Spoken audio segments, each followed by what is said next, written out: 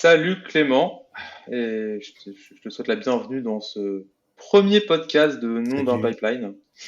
Ça me fait plaisir de te recevoir. Alors, tu t'appelles Clément d'Anjou, comme moi, on a le même nom de famille, c'est bizarre, hein. C'est fou ça quand même. On a Ouais, exactement le même nom, mais les hasards et le monde est petit, hein. non, le monde est petit, c'est fou quoi, vraiment. Alors, je t'ai rencontré il y a très longtemps, du coup, juste pour placer le contexte. Il y a une bonne trentaine d'années, dans une C'est maternité, ça. parce que tu es mon frère, voilà, il fallait le dire quand même. T'as Pour le le premier épisode, je me spoiler. suis dit, ouais, je me suis dit que c'était bien d'inviter quelqu'un de confiance et qui avait plein de trucs à raconter quand même, parce que bah, tu peux te présenter rapidement, au-delà d'être mon frère, tu fais plein de Ouais. choses aussi. Alors donc ouais, alors si je suis un peu alors je suis développeur et frère de Julien d'Anjou aussi. Donc moi je suis développeur à la base. J'ai commencé comme ça et au final, bah, un peu comme beaucoup de développeurs, je pense que j'ai un peu évolué dans tout ça. Il y a peut-être 15 ans, on faisait pas forcément de DevOps, on faisait pas tout ça, on faisait du code en PHP. Enfin, en tout cas, pour ma part, c'était ça. Et Personne n'est aujourd'hui, parfait. personne n'est parfait.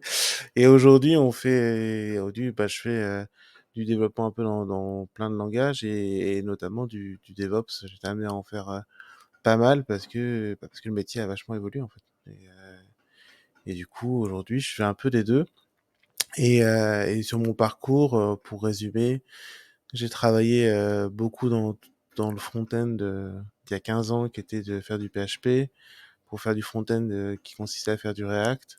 Et, euh, il y a 5 ans maintenant, un peu plus de 5 ans, je suis passé en indépendant. Donc je suis resté en indépendant pendant 3 ans où j'étais consultant, consultant pour des problématiques front principalement.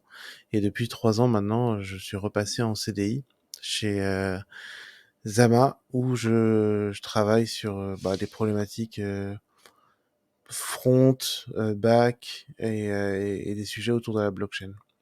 Ok, du coup, tu as commencé avec du front, maintenant tu fais front, back, tu fais un peu tout. Est-ce que tu es un peu full stack, comme on dit? C'est ça, je suis un peu full stack maintenant. Full stack Euh, plus blockchain, quoi, ça fait beaucoup de buzzwords. Plus blockchain, donc je suis blockchain stack aussi. Le blockchain, ça, ouais, ça fait beaucoup de stack. Non, mais du coup, ce qui est cool, c'est que, comme tu dis, t'as une quinzaine d'années d'expérience maintenant. Tu as commencé avec du front. Et comme, ouais, enfin, je suis d'accord avec toi, il y a 15 ans, le CI, c'était pas un sujet. Enfin, Non. personne ne faisait de CI. J'étais là au tout début, des gens qui commençaient avec des build bots, des trucs comme ça. Et t'étais un peu un ovni quand tu commences à faire du CI. Donc, en fait, tu as vu aussi toute l'évolution du CI. Genre, côté front, moi, ça me fait halluciner le fait que le CI ait beaucoup évolué aussi. Parce que je trouve ça encore plus compliqué de faire des tests d'intégration, etc. avec du front, ça me fascine toujours le fait d'arriver à pouvoir faire ça et faire cliquer des souris automatiquement. Je trouve ça assez rigolo de vérifier ce qui est affiché à Ah, l'écran, mais c'est j'ai des anecdotes là-dessus. Enfin, bref, ouais, continue. ouais, bah, j'imagine. Bah, justement, ça, c'est un sujet, ça. Et toi, comment tu décrirais ça justement, un peu, l'évolution du CI, par exemple côté front, parce que c'est un truc super intéressant. En fait, je vois encore beaucoup de teams qui font du CI, du test, etc. Côté back, parce que ça paraît assez intuitif. Tu fais des tests Ouais. unitaires, tu commences souvent comme ça en fait. Tu fais des tests unitaires, ça fonctionne, et puis tu commences un peu à avoir de code coverage de cette manière-là. Mais j'ai l'impression que côté front, je vois encore plein de teams qui vont bah, à l'arrache totale, quoi. Oui. Bah, en fait, il y a plusieurs, en fait, il y a plusieurs choses. En fait, je pense que déjà les tests unitaires, effectivement, sur le côté back, c'est un peu facile dans le sens où tu as une fonction, tu as des inputs, des outputs, tu fais les choses et c'est assez stable et tout va bien et c'est tellement primitif et prévisible que c'est super. C'est formidable. Le test unitaire en back, c'est super. En fait, en front, c'est très différent parce que ça interagit avec tellement d'éléments, que ce soit le navigateur, dont on maîtrise pas forcément tous les aspects, les latences du network, enfin, il y a beaucoup de choses qui jouent dedans. Et ce qui fait que les tests, tout ce qui est test unitaire, par exemple, n'a pas existé pendant très longtemps. Et en fait, le front, ce qui était particulier, c'était que les premiers tests étaient vraiment des tests pas end-to-end, quoi. C'est-à-dire des tests où on teste vraiment l'interface, etc.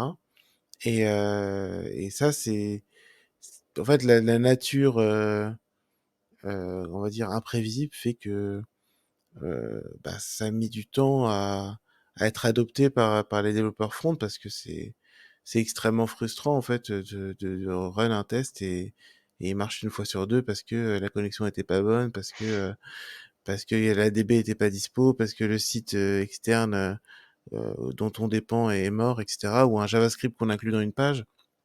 Par exemple, un JavaScript qu'on va inclure qui est bloquant, c'est-à-dire que tant que ce JavaScript n'est pas chargé, la page va pas se charger. Et si le JavaScript il est hébergé sur un site externe et que le site externe est mort, bah le test peut foirer en fait.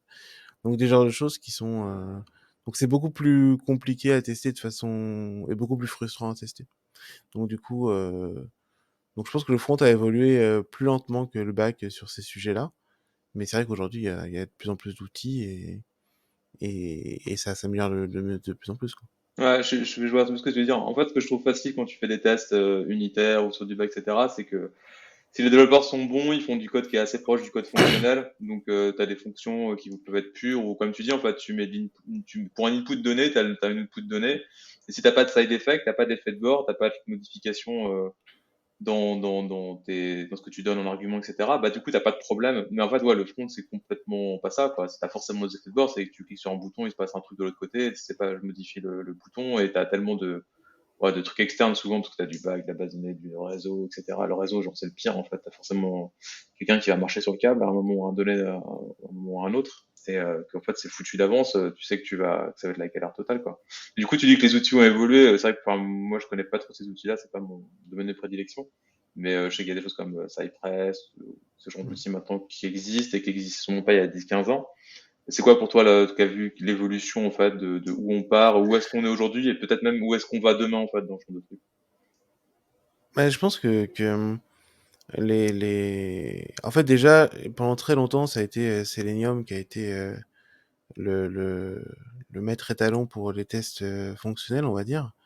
Et Selenium, ouah, c'est pas foufou, quoi. C'est-à-dire qu'il y a beaucoup de problèmes avec Selenium de base, en fait. Ce qui était, en fait, le problème surtout, c'était, bah, on veut cliquer sur un bouton, le bouton est pas encore là, donc il fallait attendre qu'il apparaisse. Donc c'est une espèce de, donc il y a beaucoup de soucis ouais, de charger les choses. Je pense que ce qui se passe aujourd'hui, c'est des tests qui sont euh, entre les deux, on va dire, où en fait on va tester davantage. Bah, on peut voir des approches unitaires comme sur Gest par exemple, où on a la possibilité en fait de tester le HTML sans faire du test end-to-end. C'est-à-dire qu'en fait on va render la page de façon virtuelle, donc un virtual DOM, et en fait on va juste se baser sur ce virtual DOM pour tester que le bouton est bien présent dans ce cas-là, etc. Donc c'est l'unitaire, mais en fait, on fait l'unitaire où l'output, en fait, ce serait du rendu HTML, de composants, etc. Donc, en fait, c'est une évolution qui est très positive parce que pendant très longtemps, bah, faire de l'unitaire, c'était comme faire de l'unitaire sur du backend. T'as une fonction et tu calcules la fonction et tu fais ça en JavaScript, mais ça allait pas jusqu'au bout. Là, c'est un peu entre les deux parce qu'on va pouvoir, bah, mock une partie et se dire, bon, bah, je veux render cette page-là, est-ce que le render va bien fonctionner sans pour autant lancer un vrai navigateur, etc., etc. C'est ça, ouais, c'est GEST, c'est JEST, c'est ça? J'ai déjà vu C'est passer le ça. nom. Ok, ouais. Donc, en fait, tu peux faire du rendering comme dans un browser, mais t'as pas de Ouais, browser, c'est juste tu c'est ça. récupères le DOM à la sortie. Ouais, ça me C'est paraît ça. juste évident qu'il fallait faire ça, mais c'est cool qu'il l'ait fait avec Jest alors. C'est ça. Et donc en fait maintenant tu as t'as aussi tout ce qui est sur les tests aussi, il y a eu beaucoup d'évolutions par rapport au navigateur. Il y a une époque où bah, lancer un test sur un navigateur, fallait lancer un navigateur. Et il n'y avait pas de headless Chrome quoi.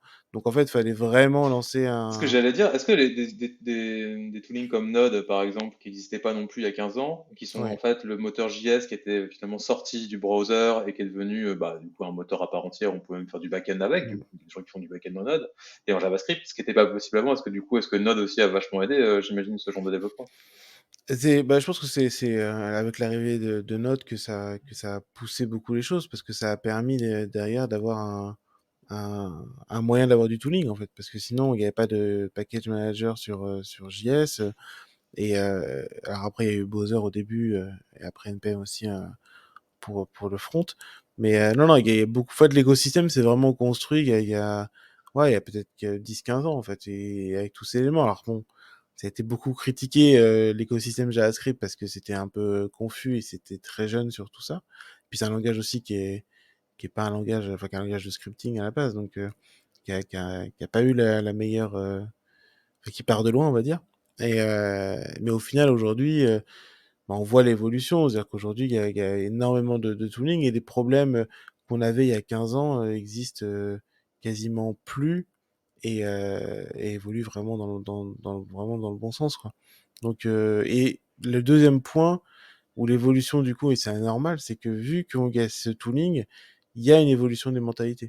C'est-à-dire que moi, j'étais indépendant pendant 3 ans où j'étais embauché en leading technique, donc sur des problématiques front principalement et sur de dire bah en général c'était beaucoup de pédagogie avec les équipes des sociétés des boîtes en disant bah voilà on va faire du React maintenant, je vais vous expliquer comment ça fonctionne, comment on va migrer, etc.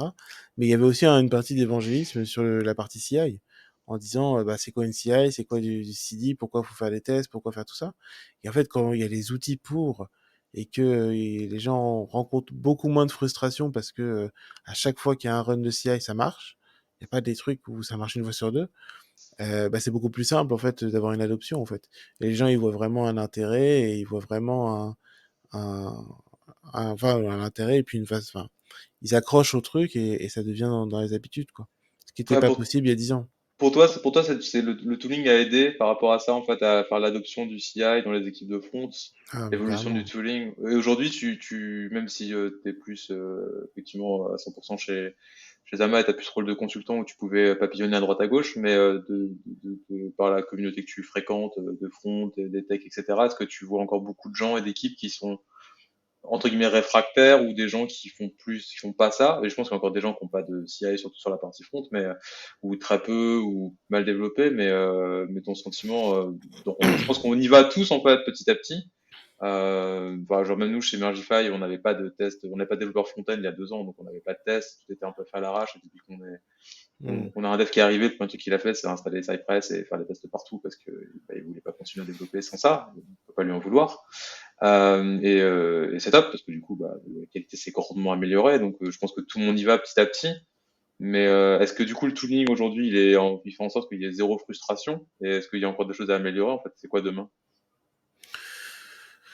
Bah, je pense que, bah, je pense on est vraiment pas mal, on est vraiment pas mal niveau tooling. Je pense que ce qui manque le plus, alors je suis pas forcément au fait de tout ce qui existe, hein, mais je pense que ce qui manque le plus, c'est en fait, d'avoir un front qui soit décorrélé d'API. Et je pense que ça, c'est la partie qui manque le plus, c'est d'avoir la possibilité d'avoir des mocks d'API faciles, on va dire.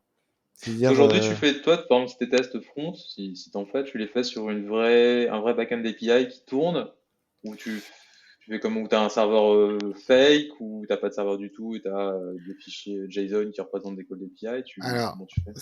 c'est, c'est, c'est une excellente question. Et il y a Merci. plusieurs possibilités, en fait. Bah, j'ai plein d'anecdotes sur des choses comme ça. Par exemple, j'ai une anecdote sur une boîte chez qui j'avais travaillé et eux, ils avaient des tests fonctionnels qui existaient. Et les tests fonctionnels, c'était de run sur le staging un ensemble d'opérations. Et en fait, l'ensemble des opérations consistait à faire quelque chose et après de faire l'inverse de ce qui a été fait pour que le prochain run fonctionne. Donc, par exemple, si tu devais changer le titre pour mettre. Enfin, tu arrives sur la page, tu dis bon, est-ce que le titre de cette page. Enfin, imaginons que tu as un document sur le site et que tu peux changer le titre. Et tu arrives, tu dis est-ce que le titre est bien ce matin il fait beau. Oui, c'est bon. Je change le titre. Maintenant, je mets ce soir il fait moche. Je vérifie le titre. Est-ce que le titre c'est bien ce soir il fait moche? Très bien. Maintenant, je rechange le titre. Je mets ce matin il fait beau. Pour que la prochaine fois que le test run, parce que là-bas, la base de données n'est pas reset. Ah, pas C'est mal. le staging. Donc en fait, il faisait ça. Le problème, c'est que bah, des fois, le test il foirait à un moment donné. Il n'a pas le temps de rollback les modifs. Et du coup, la DB. Et donc, du coup, bah, il y avait, on va dire, une fois par semaine où il y a le test foiré. Il faisait bah, pourquoi il foire? Et il vient, ah, on a mis le staging un jour, donc du coup, en fait, ça a pas dû mettre à jour le truc. Et du coup, c'est ça. Et donc, ce qui se passe, c'est que bah, la question existentielle dans ce cas-là, c'est qui s'occupe de regarder les tests qui foirent. Et en fait, c'était ça le souci, c'est que les gens se disent, ah bah ça foire, oui, c'est normal, ça arrive une fois par semaine. Et donc, personne ne s'en soucie, en fait. Et donc, du coup, c'était assez rigolo parce que bah, soit tu l'ignorais, et j'ai vu ça dans d'autres boîtes aussi, où soit c'est ignoré, soit quand ça foire comme ça, de façon random, c'est désactivé. Ils disent, ouais, Ouais. bon, on sait pourquoi ça marche pas, c'est à cause de ça, ça. Vas-y, on désactive, on va release quand même, c'est pas grave. Et, euh, et ça, c'est un peu le souci, je pense, principalement, il y a les soucis fonctionnels de network, etc., mais il y a la question de sur quelle API tu vas. Et très souvent, les end-to-end, c'est sur le staging, mais en fait, ça pose plein de questions parce que bah, si tu fais deux fois la modif, alors soit tu crées un nouveau document ou un nouvel item selon le produit que tu as, et tu fais tout sur ce nouvel item, comme ça à chaque fois tu peux créer un nouvel item. Même là, tu peux avoir des surprises parce que même là, tu peux avoir des surprises. Mais tu as beaucoup de end-to-end qui consiste à créer un nouveau compte, enfin de faire tout le workflow pour qu'au final, tu pars vraiment de zéro, quoi, et que du coup, t'aies pas de conflit avec des tests précédents, etc. Donc ça, c'est un vrai problème. Et je pense que c'est le truc qui manque, c'est d'avoir, la question serait comment faire, mais c'est d'avoir une possibilité d'avoir des mocks d'API assez faciles et sans pour autant lancer une image Docker de l'API avec une DB custom, etc., quoi. Ouais, je vois ce que tu veux dire, mais je vais me faire l'avocat du diable. Mais d'un autre côté, si tu vas trop dans cette direction-là, est-ce que tu retournes pas finalement vers un truc qui ressemble plus à, comme tu disais, des gestes tout à l'heure, à des tests unitaires? Et parce qu'en fait, c'est un peu la limite entre les tests unitaires, les tests fonctionnels, voire end-to-end, en fait. Et tu te dis, ouais, les tests end-to-end, c'est dur à maintenir. Et c'est vrai que c'est dur à maintenir. Mais est-ce qu'en fait, les votre tests end-to-end, c'est pas la vraie vie? Et c'est pas aussi ce que tu as envie de tester. C'est-à-dire qu'en fait, tu te dis, oui, mais des fois, ça bug, parce qu'il y a ci, il y a ça. Mais en fait, tes utilisateurs, ils vont aussi avoir ces bugs-là, parce que dans la vraie vie, il y a ci, il y a ça.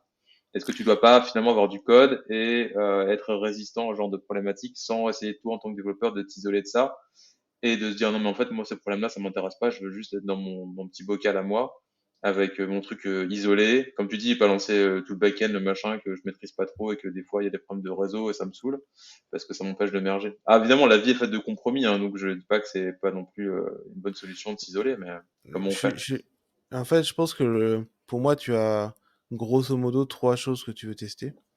Tu as les tests unitaires en général, et les tests unitaires comme avec Jest. Et ça, c'est génial. Mais en fait, tu testes pas tout en fait avec ça. Tu testes juste la logique, que ça affiche les bons composants au bon endroit, etc. Ça, c'est une première chose. Et ensuite, il y a un deuxième test qui est utile et qui est pas du end-to-end et qui est un peu entre les deux. C'est le test de ton site en vraies conditions sans éléments extérieurs. Pourquoi? Parce que ton site, tu veux le tester sur mobile, tu veux tester sous Chrome, sous Firefox, sous Brave, sur tout ça. En fait, tous ces tests-là, t'as pas envie qu'ils foirent à cause de l'API, en fait. T'as juste envie de voir si le rendu est OK, si les boutons s'affichent bien, si le menu qui est un hamburger menu sur mobile, il est bien là sur Safari, etc., etc. Donc en fait, tous ces tests-là, t'as envie de les valider sans qu'il y ait des éléments extérieurs en fait. Que si ça foire, c'est un problème de rendu. Et une fois que t'as testé ça, voilà, après tu peux faire ton end-to-end, tu vois. Et là, si ça foire, tu peux dire c'est l'API, c'est le front, c'est peu importe quoi. Mais c'est un autre cas d'usage en fait. Sur ton end-to-end, tu vas pas tester sur tous les navigateurs, tu t'en fous dans l'absolu quoi. Tu sais que ça fonctionne sur ton navigateur avant, donc là tu veux juste tester que bah voilà, sous Chrome normal, est-ce que je peux faire une transaction et que l'API va bien répondre et que ça interagit bien, que j'appelle la bonne API, etc., etc. Donc c'est deux cas d'usage différents. Si tu commences à faire tes tests Safari mobile, etc. Sur un truc end-to-end avec une vraie DB, tu peux, mais en fait, tu multiplies les chances que ça foire, en fait. Tu testes 10 browsers, et ben, il faut que tes 10 runs fonctionnent, et si t'en as un qui va foirer sur Safari, la prochaine fois, ce sera Firefox. Enfin, t'as plus de consistance. Est-ce que c'est à cause du navigateur ou c'est à cause de l'API qui a pas répondu à ce moment-là? Et tu sais pas, quoi. Donc, c'est un peu ce truc-là, en fait. C'était être isolé parce qu'on a encore envie d'être isolé. Après, t'as le test end-to-end connecté, mais c'est différent, quoi. Ok. Et non mais je vois tout à fait, je suis complètement d'accord avec toi là-dessus. Je pense qu'il faut différents niveaux, ça dépend de ce que tu testes. Si tu testes la partie vraiment affichage, il faut le faire de manière isolée. Si tu testes le workflow end-to-end, il faut effectivement des vrais composants. Donc, mais du coup, la question suivante, c'est comment tu fais pour, au niveau je dirais, d'être développeur, d'arriver à leur faire ça, c'est-à-dire à leur faire cette bonne scission entre les différents niveaux de tests et surtout écrire les tests, parce qu'en fait, c'est quoi est-ce que pour toi, naturellement, ça se fait, c'est-à-dire que les devs, ils vont se mettre en marche pour écrire les bons niveaux de tests, faire les tests fonctionnels quand il faut, tests plus côté unitaire ou d'affichage, etc. Ou est-ce que tu te rends compte qu'en fait, c'est assez vite bâclé et comment, tout à l'heure, tu disais qu'il y avait finalement le tooling jouait beaucoup, ça, je pense qu'effectivement, quand tu as un CI qui est en mauvais état, c'est très compliqué de mettre les gens, de les faire grimper à bord. Mais c'est quoi ton expérience là-dessus actuellement ou même dans tes expériences passées où tu as pu intervenir? Euh, il y a une première question qui est importante, c'est est-ce que c'est le développeur qui le fait? Moi, j'ai été dans des sociétés, je vais pas dire de nom, mais où l'idée c'était, ce n'est pas les développeurs qui font les tests, c'est une Qui fait équipe les Q. tests? C'est la bonne question. Non, c'était les tests end-to-end sont faits par la QA et donc il y avait deux personnes qui faisaient Mais ça en dans. manuel, parce que moi j'ai vu des départements QA de faire des tests en manuel avec Non, des plans de test, hein, donc non, eux ils le faisaient eux-mêmes, mais en fait ils le faisaient. En fait, ils le faisaient eux-mêmes dans une techno que seuls eux maîtrisaient. Je crois qu'ils le faisaient en Java. Personne dans la boîte faisait du Java. Et donc, ils étaient à deux pour faire ça. Et en fait, la problématique qui s'est trouvée assez rapidement, c'est que bah, la boîte était quand même assez grosse. Hein, donc du coup, il y avait des développements continuels. En fait, il y avait des sprints avec de nouvelles features, etc. Mais en fait, la QA, elle n'arrivait pas à suivre. En fait, il y avait des modifs de partout. Les tests, ils foiraient tout le temps.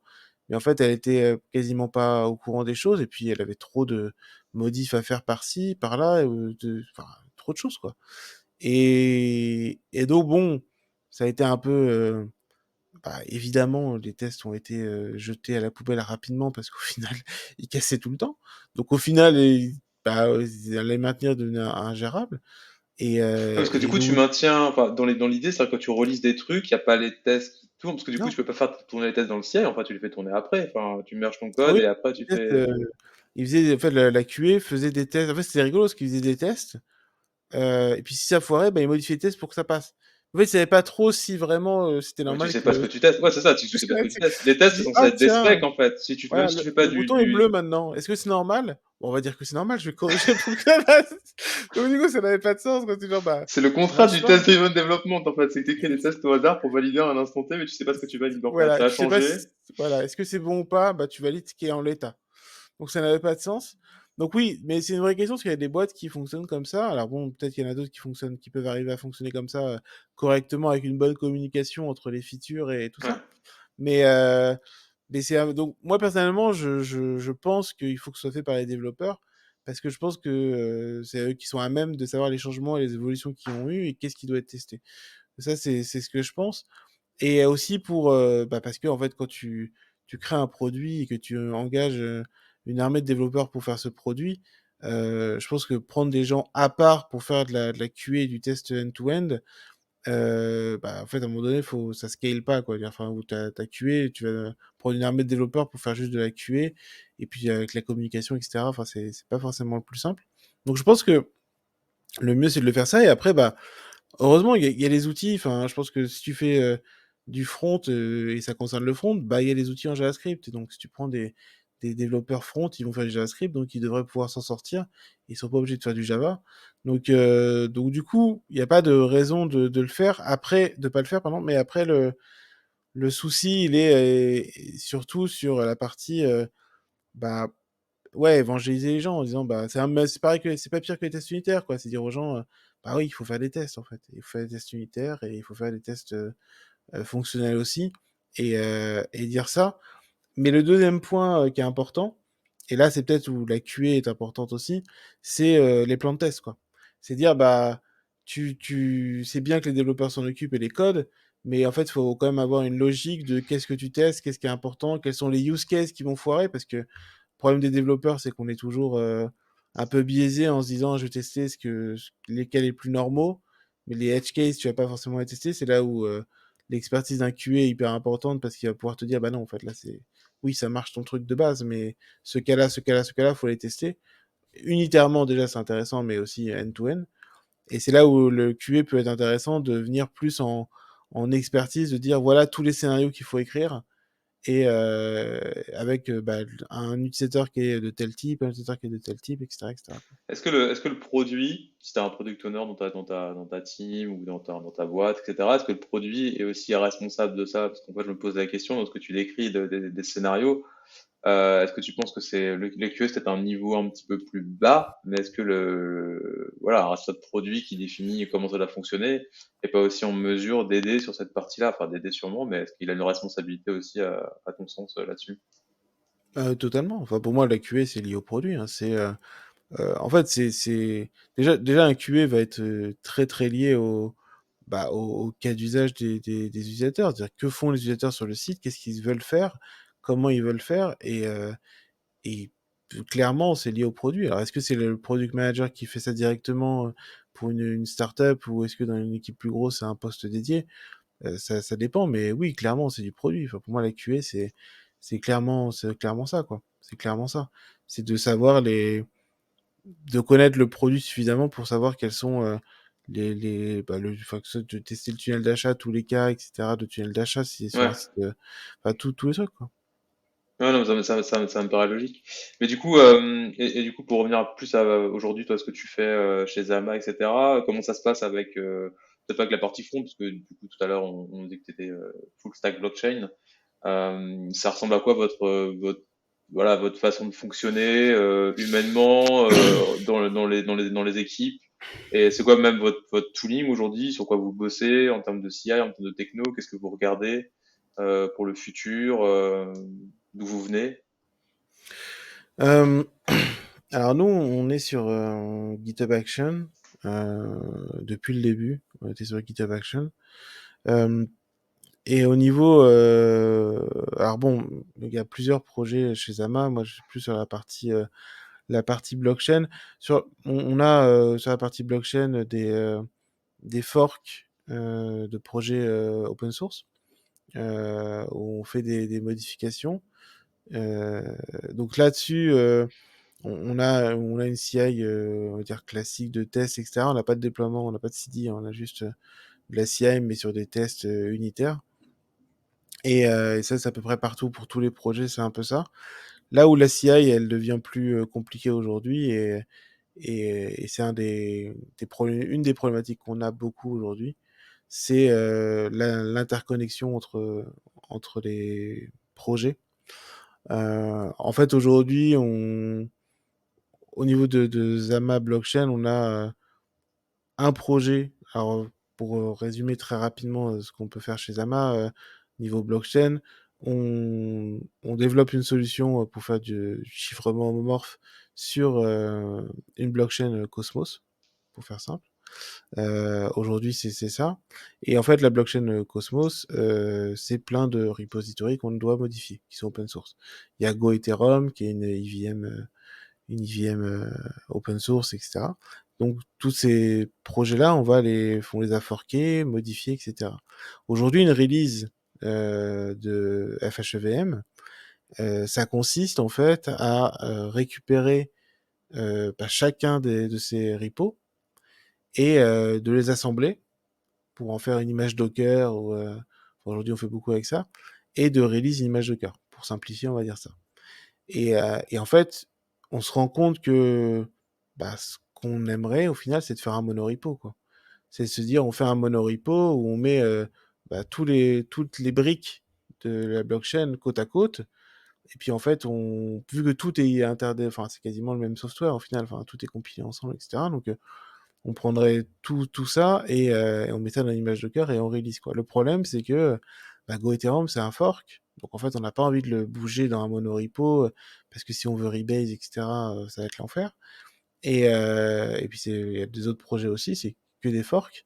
Donc on est bloqué avec ces systèmes de 3 repos. Et comment tu fais quand tu as un repo que tu veux release, mais qui est dépendant de 2 ou 3 autres repos. Euh, Tu vas versionner du coup les 2, 3 autres repos, mais du coup tu fais une modif. Enfin voilà, on connaît l'enfer classique. Sachant que ces repos autres, nous faire des versions, ça nous intéresse pas. Enfin, on fait pas de release de ces trucs-là. C'est juste parce qu'en fait on crée des dépenses comme ça, qu'on va Du coup, juste tu dire veux peut-être un truc genre un guide submodule qui avance voilà, perpétuellement, quoi. Un truc comme c'est ça. ça. C'est un peu comme un Git sim module, etc. Mais Git sim module, c'est un peu l'enfer. Donc du coup, mais oui, c'est un peu ça. Donc aujourd'hui, on travaille en tag, hein, classiquement, on fait des tags, des repos et machin, machin, mais ça, c'est une des évolutions sur lesquelles on travaille nous en ce moment, de se dire comment on va pouvoir faire au niveau de la CI pour fluidifier un peu ce process. Ouais, ton Euh, idée, c'est d'arriver à un monorepo. Enfin, ce serait idéalement d'arriver à un monorepo avec une CI qui teste chaque changement. Et du coup, tu testerais potentiellement des changements de manière différente selon le type de changement. Si c'est un des trois modules actuellement repo, peut-être différemment, quoi. Potentiellement, et en fait, le truc que t'as pas envie de faire, c'est à la fin de la CI d'un repo, de dire, bon, maintenant tu vas trigger la CI d'un autre repo. Ouais, Ça, c'est tu veux pas ça. faire. Ouais, mais en Et fait, c'est ce que tu as besoin de faire, c'est que tu as besoin de tester des scénarios cross-repo dans ton CI. Ça, c'est un vrai problème pour tous les gens qui ont pas de mono-repo. C'est que du coup, quand tu fais un changement dans un repo, tu veux être sûr que ça marche dans l'autre. Du coup, il faudrait dans ton repo A, si A dépend de B, quand tu fais un changement dans B, tu veux déclencher les jobs de A, en fait, pour savoir si tu vas le casser ou pas en faisant ces changements-là, finalement. C'est ça que tu vas arriver c'est à ça, faire et c'est l'enfer. c'est l'enfer. Donc ça, c'est l'enfer dans lequel on se trouve. Sachant qu'en plus, on pourrait faire un... En vrai, Enfin, ce serait notre code, on ferait un monorepo, quoi. Enfin, on se dirait, bon, bah, ok. Oui, mais là, tu dépends Mais tu dépends d'un truc c'est ça, extérieur que tu as forqué, a c'est priori. ça, Et que tu dois rebase régulièrement avec tes patchs ou je ne sais c'est ça. quoi. Et du coup, tu peux pas vraiment l'intégrer. Enfin, tu peux l'intégrer dans un monorepo, mais en plus, si tu fais ça, c'est que du coup, tu perds l'historique du projet open source, j'imagine. Ouais. Si tu veux faire des petits coups de git bisect à la fin, bah, c'est pas en copiant les fichiers d'un coup que ça va marcher. Ouais, il n'y a pas de bonne solution, quoi. Il n'y a pas de bonne solution. Donc ça, c'est le genre de problématique qu'on a. Donc nous, l'évolution, je pense que là-dessus, elle est de simplifier vraiment ça. Surtout que là, c'est juste la partie blockchain, mais après, on a une librairie Solidity qui se greffe par-dessus et dans l'absolu, bah, qui est quand même très liée à la stack. Donc pareil, c'est d'autres problématiques. On a décidé un peu de simplifier là-dessus, mais en vrai, il y a ça aussi. Donc ça, c'est un peu le genre de problématique on a au niveau de la CI. Et la deuxième chose euh, qui est rigolote, c'est les tests sur la blockchain qui sont marrants, alors, je vais pas dire qu'ils rappellent les tests front parce qu'en vrai, ils sont quand même plus stables que les tests front, mais ils sont plus lents que les tests front. C'est-à-dire que les tests front-end, quand on fait les tests de navigateur, c'est toujours très long parce que il va charger les images, blabla, etc. Et il va lancer un vrai navigateur, même si c'est un headless. Là, en fait, c'est simplement que sur la blockchain, quand tu exécutes des transactions, bah, tu dois attendre la fin du bloc pour aller à la suite, quoi. C'est-à-dire que quand tu vas avoir un utilisateur bah, quand tu veux tester, par exemple, tu veux déployer un contrat, et ben, le contrat va te déployer. Et en fait, toutes les 7 secondes, bah, le bloc est poussé. Donc, en fait, il faut attendre la fin du bloc. Donc, en fait, à chaque fois que tu fais deux opérations, bah, tu vas attendre 14 secondes parce que tu vas attendre la fin du premier bloc, puis la fin. Donc, tous les tests sont des multiples de 7. Tu peux pas accélérer le temps dans ton CI? T'as pas une horloge Si, magique? tu peux pour un bloc, tu peux dire bon bah un bloc je lui mets 2 secondes par exemple et donc le problème c'est qu'il faut que ton exécution soit inférieure à 2 secondes Ah parce oui, bah, que c'est l'horreur, ça. Tu sais pas, ton CI, tu sais pas s'il est rapide ou pas. Enfin, la machine sur laquelle le CI tourne pour de vrai, tu sais pas, tu connais pas les perfs en avance et tu sais pas ce genre c'est de choses, ça. quoi. Donc du coup et normalement dans une blockchain classique en fait tu fais pas juste une transaction, tu vas en faire 10 100 tu vois donc tu as un bloc de 7 secondes mais dedans tu vas avoir 100 transactions qui vont être évaluées par exemple quoi. Donc du coup t'as cette notion là mais là le truc c'est que bah alors, ce qui est rigolo, en fait, c'est, tu vois, un cas d'usage rigolo de blockchain, c'est que quand tu fais de la blockchain, du coup, nous, on a une série de tests sur des contrats, et, euh, et en fait, bah, chaque fois que tu fais un test unitaire, donc tu vas déployer le contrat, puis après, tu vas faire une autre transaction pour faire autre chose, puis une autre transaction, ce qui fait que ton test, il va durer 30 secondes. Un test. D'accord, un test. Mais enfin, un cas d'un test. Mais après, si ton contrat, du coup, si dans ton contrat, tu as plusieurs tests, bah, tu as 30 secondes, 30 secondes, 30 secondes, à chaque fois, ça s'ajoute. Et au final, tu te retrouves avec, bah, en fait, à attendre. Et en fait, du coup, à un moment donné, on se dit, bon, bah, il faut paralléliser. Parce Ce qu'au que j'allais final, dire, ouais, tu peux le faire en parallèle ou pas? Tout a un le état à problème, partager et t'es eu.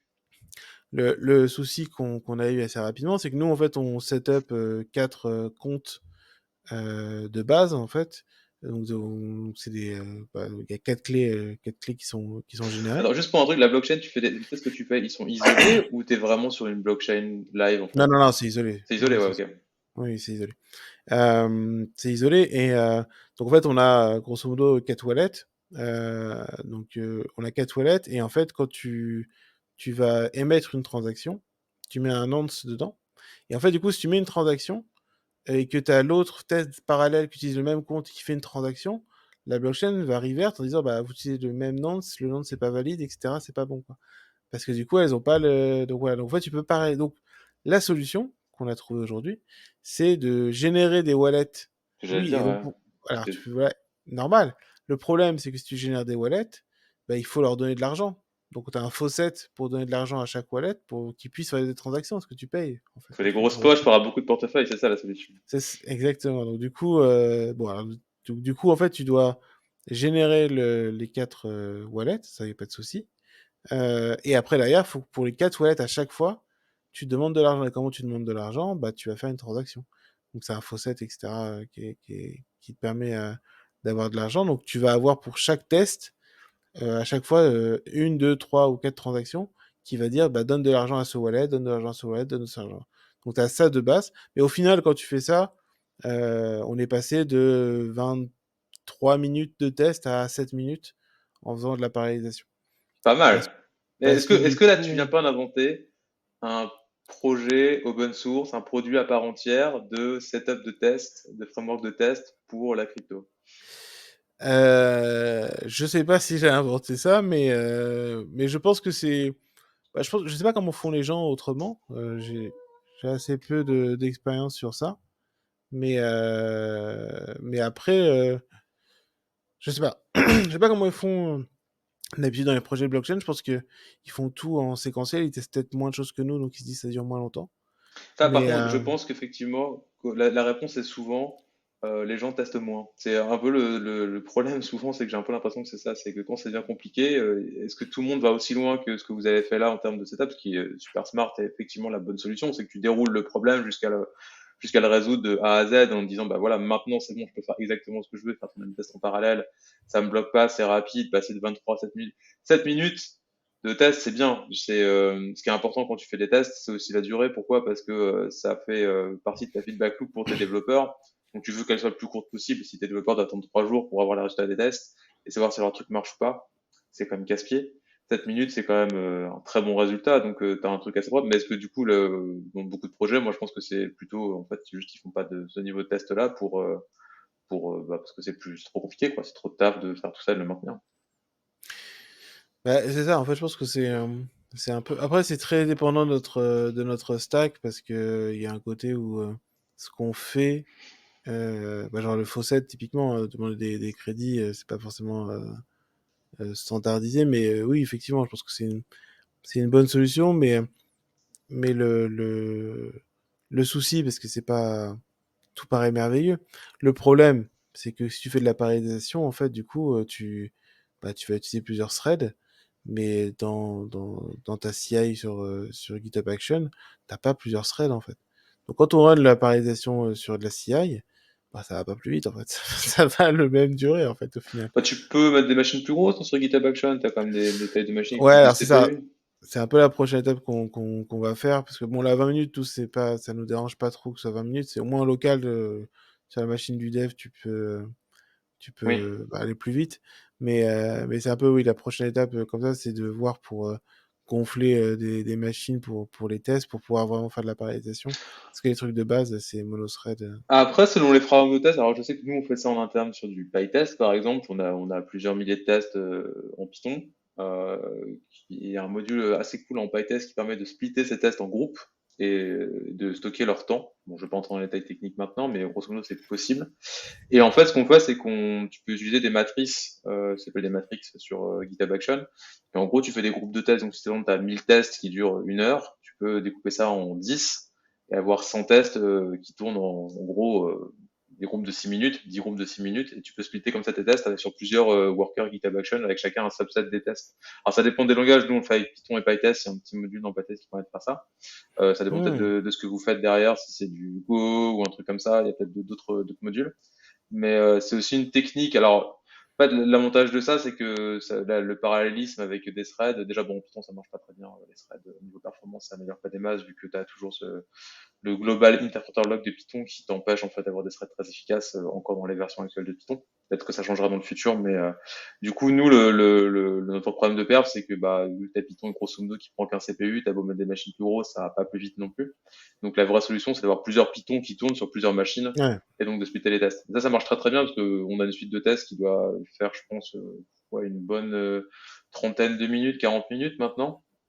Et du coup, on l'a divisé maintenant en 10 et on a 10 fois 4 minutes en parallèle. Du coup, la ouais, feedback c'est est ça. super rapide, quoi. Donc, en 5 minutes, grosso modo, t'as le feedback de ta PR et c'est quand même assez cool pour les développeurs et tu peux merger assez rapidement derrière, même quand ça rentre dans la merge queue, etc. C'est rapide de refaire 5 minutes de test, c'est pas 40 minutes, quoi. Mais je pense que ce serait bah, déjà monter la machine sera déjà une première solution, mais Oui. effectivement en splitter comme ça, ce sera utile, surtout que enfin à mesure que tu développes des contrats et des choses comme ça, et que nous aujourd'hui c'est beaucoup des exemples hein, liés à ce qu'on fait, et et aussi enfin, plus tu vas rajouter des exemples et que plus tu voudras les tester, plus ça va être long, quoi. Et je pense que splitter à un moment donné, c'est pas. Je regarderai si c'est possible avec Ardat, mais Je crois que c'est ça Pytest va. Split qu'on utilise pour ça. Voilà, juste pour ceux qui voudront tester en Python, avec Pytest Split, on peut spécifier comment découper. Et en plus, il est bien parce que il stocke le temps d'exécution des tests. Enfin, c'est un peu l'optimisation, moi je trouve cherry on the cake. C'est qu'en gros, il stocke le temps de run des tests dans un fichier qu'on peut stocker sur un storage en GitHub Action. Et ça permet de savoir s'il y a des tests qui sont très longs, en fait. De pas avoir tous les tests qui durent une minute, par exemple, dans un seul worker, dans un seul runner. Sinon, forcément, tu auras un déséquilibre dans les runners. Et là, en fait, ils balancent bien tous les tests selon leur durée d'exécution pour qu'en moyenne, ils aient à peu près tous le même temps d'exécution. Donc, ça marche vraiment bien pour le coup. Et on en est assez content de ça. Ça va être une solution. Mais après, niveau blockchain en général, c'est hormis les temps hein, qui sont toujours un peu astronomiques, mais qui peuvent, ouais, qui peuvent être réduits par la parallélisation parce que bah, dans un bloc, du coup, il n'y a pas qu'une transaction, il y en a plein. Mais du coup, ça se passe plutôt bien. Moi, je découvre un peu depuis un an ce monde-là. Et en fait, ils ont déjà le tooling. Alors, ce qui est rigolo, c'est qu'il y a plein de tooling. En fait, il y a un peu deux écoles. Il y a l'école Rust et l'école JS. Vu que tout est en Solidity, enfin, en tout cas, pour la partie IVM, c'est du Solidity. Bon, bah, Solidity, c'est un langage qui est interprété par la VM du coup, mais il n'y a pas de tooling en Solidity, quoi. C'est pas un langage voilà, que tu vas exister sur ton ordinateur, quoi. Donc, ce qui est rigolo, c'est que du coup, bah, quel écosystème choisir, quoi? Est-ce que c'est NPM avec JS? Est-ce que c'est autre chose? Et donc, il y a beaucoup de tooling qui sont autour de JS, en fait. Beaucoup, beaucoup. Par exemple, dans Solidity, quand tu vas écrire ton contrat, la plupart du temps, tu vas taper le nom du package qui est sur NPM, ça va, genre, dans des outils comme Remix par exemple, et ça va récupérer le projet sur NPM. Donc NPM est devenu un peu de facto le package manager de Solidity. Mais en même temps, il y a des outils aussi en Rust, comme Foundry par exemple, qui permettent comment dire, en fait, d'avoir des toolings de compilation de contrats Solidity, etc. Parce que, bon, bah, Rust, c'est quand même très bien. Et du coup, il y a un peu deux écoles sur ça. C'est assez rigolo. C'est assez rigolo. Il y a un peu les deux, quoi. Un peu les deux. Et je voulais dire, dans ton équipe actuelle, là, comment ça se passe au niveau de la CI? C'est-à-dire que vous êtes tous responsables de la CI, de ce qu'elle fonctionne bien, je dirais d'avoir une bonne hygiène de test, que ce soit, vous faites vous dites d'ailleurs que vous faites pas de déploiement continu pour l'instant, donc Mm. potentiellement, vous avez un mode de fonctionnement où vous avez une CI, vous mergez des PR, mais après il se passe rien. Vous relancez la CI après, j'imagine, pour être sûr que ce que vous avez mergé fonctionne, sauf si vous avez une merge queue, Oui, mais bien sûr. vous relancez derrière. Ouais, euh, la CI est de facto enfin, on teste de facto au merge, etc. Donc ça, classiquement, on va dire unitairement.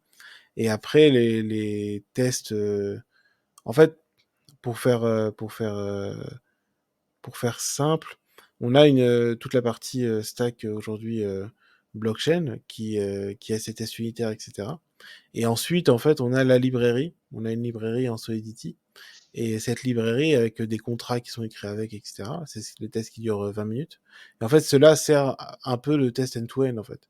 C'est-à-dire que si, sur la blockchain, la dernière release de la blockchain, tu vas pouvoir run tous les contrats, bah, tu n'as rien cassé, quoi. Ça marche toujours, la librairie fonctionne toujours. Donc c'est un peu le test ultime, on va dire, c'est que tu as tous les tests unitaires, etc.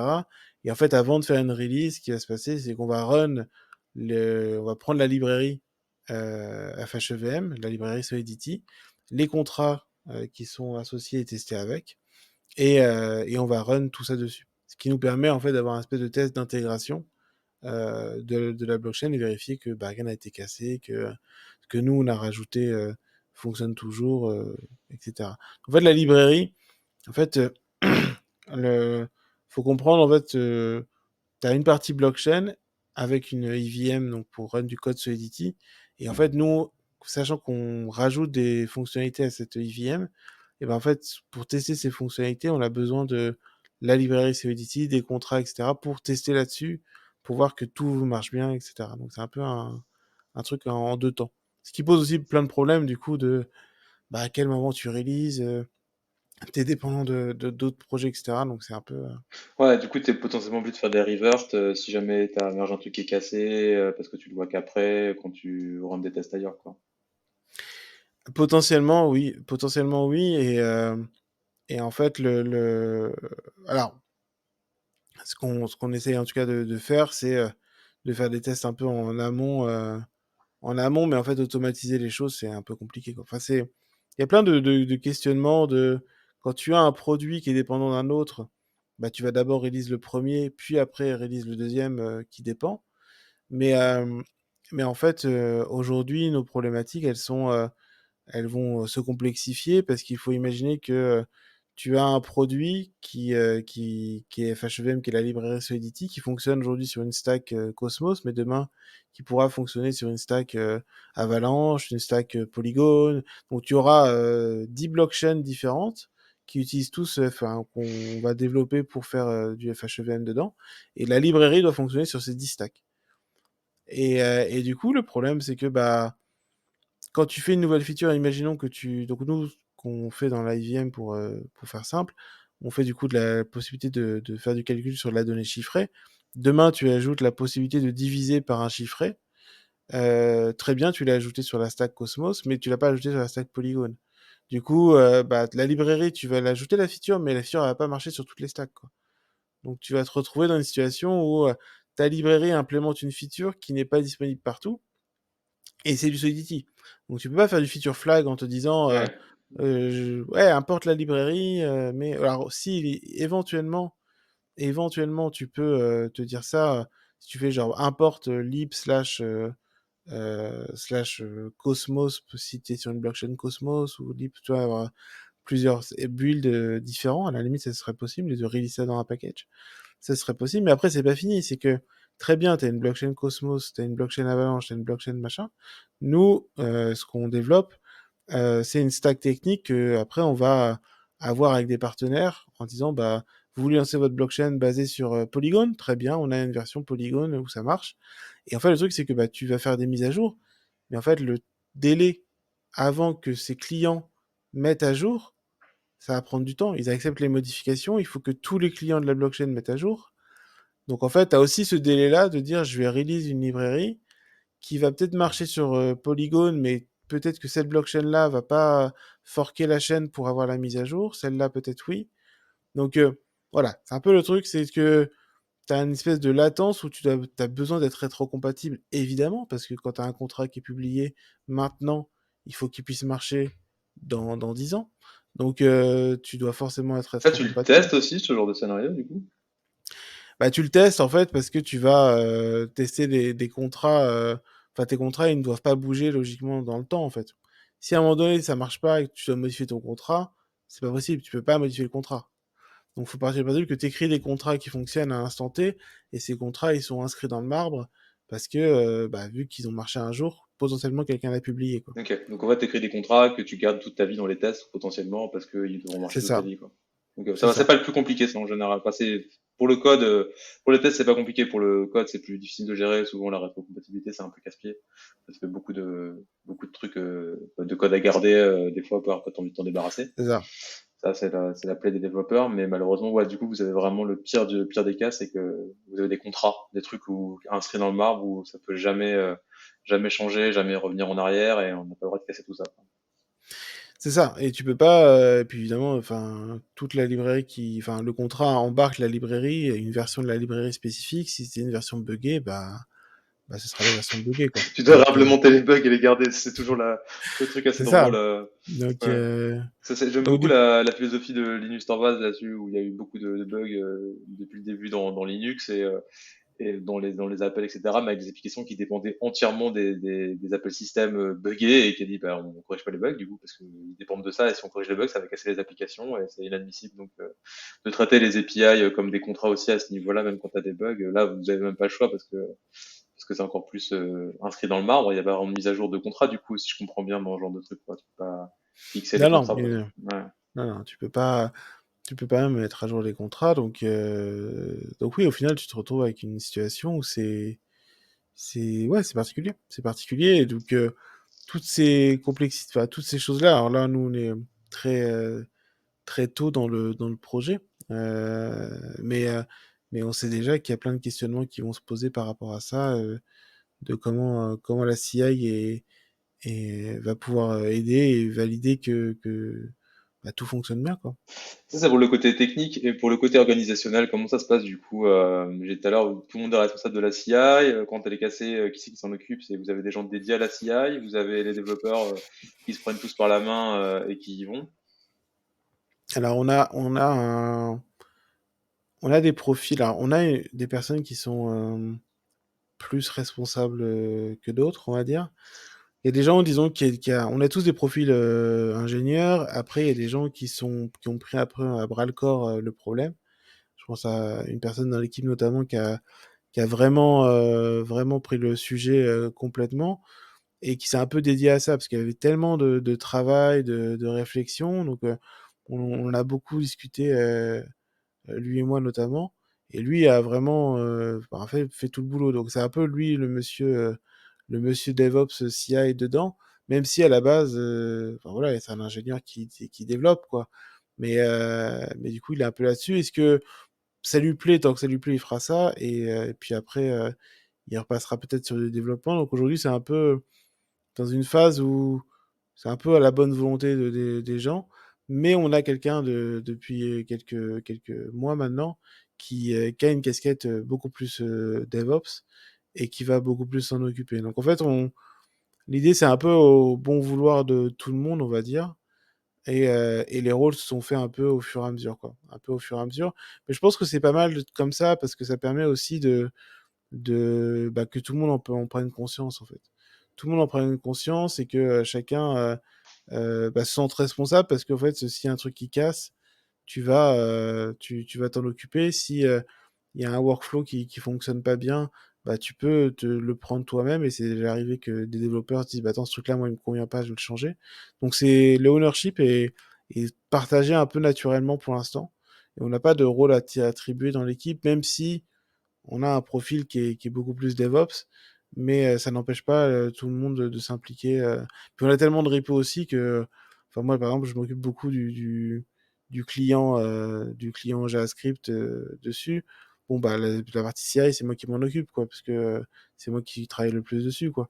Mais euh, mais l'ownership est un peu ouais, un peu partagé. Ça se passe bien surtout parce que on a quelqu'un qui a pris le truc à bras le corps, donc du coup, ça avance très très bien sur ce sujet, quoi. Ouais, ce que je vois souvent, c'est que quand t'as pas trop de... Quand t'as une petite équipe, souvent l'ownership est partagé entre les développeurs, ça marche assez bien. Après, quand tu commences à avoir une footprint, une empreinte qui est assez grosse en termes de code base et compagnie, t'as souvent besoin de support en fait sur la partie CI sans avoir forcément, enfin, à terme, tu peux avoir une équipe dédiée, mais aussi avoir, je dirais, une personne au moins dédiée qui fait le support, le soutien en fait aux développeurs. Ça veut dire que les développeurs sont pas responsables du CI, mais des fois il y a Mhm. des problématiques qui sont plus peut-être d'infrastructure ou peut-être de tooling ou où tu as besoin de passer vraiment beaucoup de temps sur le CI pour le faire fonctionner à long terme et pas juste de corriger des tests qui effectivement est comme tu disais tout à l'heure directement la responsabilité du développeur. C'est quand même vachement bien d'avoir quelqu'un qui aide là-dessus. Surtout, bah ouais, comme tu disais tout à l'heure, vous avez des problématiques où tu poses des questions sur du multi-repo, de déclencher des tests d'un repo, d'un autre, etc. Donc, tu as besoin d'avoir une sorte d'orchestration presque au niveau de ton CI et de tout ce que tu veux jouer comme test et valider.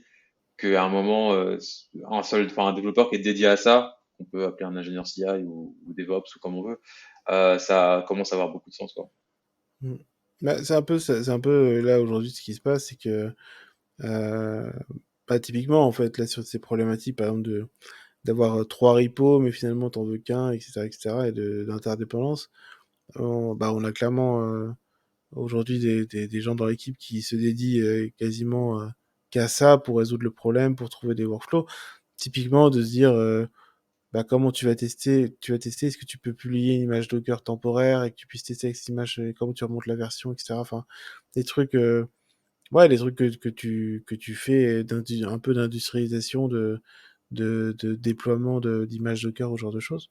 Et oui, clairement, tu dois vraiment faire t'as besoin en fait d'allouer des ressources à ça en fait au bout d'un moment en fait. Ouais. Et plus ta stack se complexifie et plus t'en as besoin en fait. Ouais, ça me paraît logique. J'ai une dernière question pour toi. Question, pas question piège. T'as pas mal parlé du coup de ce que vous faisiez en CI, des problématiques que vous aviez, etc. Et est-ce que tu saurais dire un truc dont tu trouves super cool dans votre CI, voire un truc que tu recommanderais, comme tout à l'heure on parlait un peu des trucs de front, etc. Mais dans votre CI actuel ou dans ton expérience, un truc, tu dis vraiment ça en termes de CI, c'est vraiment cool, un truc dont tu es super content, que tu utilises aujourd'hui, un truc à regarder dans tous les toolings, les langages que vous pouvez utiliser ou que tu as pu utiliser dans le passé. Euh, Très bonne question. Très bonne question. C'est compliqué à répondre parce qu'il y a des choses que j'ai trouvé formidables quand c'est lancé, mais aujourd'hui ça paraît tellement banal que, genre même Geste par exemple, je trouve ça MGS? Geste, Ah, geste, pardon, ouais, geste, ouais. Geste, qui était extraordinaire quand c'est sorti, mais bon aujourd'hui c'est tellement banal que c'est pas forcément fou. Euh, non honnêtement, là en chose récente comme ça, moi je pense que moi la dernière découverte que j'ai trouvé, c'est toute la partie Ardat et tout le tooling autour de la blockchain. Pareil, c'est pas du tout nouveau et c'est pas du tout, euh, comment dire, dingue, mais moi, c'est un peu ma dernière découverte. Et j'étais assez surpris, en fait, ouais, de tout l'écosystème qui existait déjà autour de la blockchain, en fait, qui a, je pense, hérité des bonnes pratiques qu'il y a pu y avoir sur JS, de reprendre les choses. Ou d'ailleurs, ça utilise des librairies JS pour faire du test, etc. Donc, il y avait beaucoup de similitudes. Mais, euh, mais qui, du coup, en fait, marche vraiment bien. Et ouais, le tooling est vraiment bien très rapidement, en fait. Et c'est agréable parce que voilà, c'est quand tu apprends un nouveau langage, bah, selon la popularité, le tooling n'est pas toujours foufou, quoi. Moi, j'ai eu une période sombre où j'ai fait du Perl. Bon, bah, le tooling Perl, la communauté étant plus petite, tu as beaucoup moins d'outils, tu as beaucoup moins de choses. Et donc voilà, c'est par exemple, et donc là, tu arrives dans un nouvel écosystème et tu vois qu'en fait, il y a plein de choses qui existent et qui sont faites. Donc voilà. Mais je n'aurais pas d'autres recommandations plus que ça.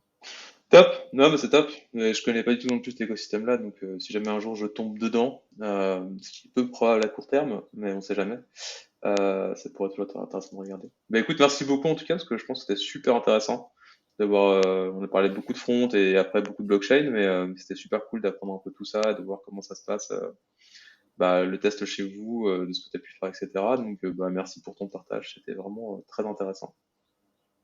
Bah, merci à toi. Merci de l'invitation.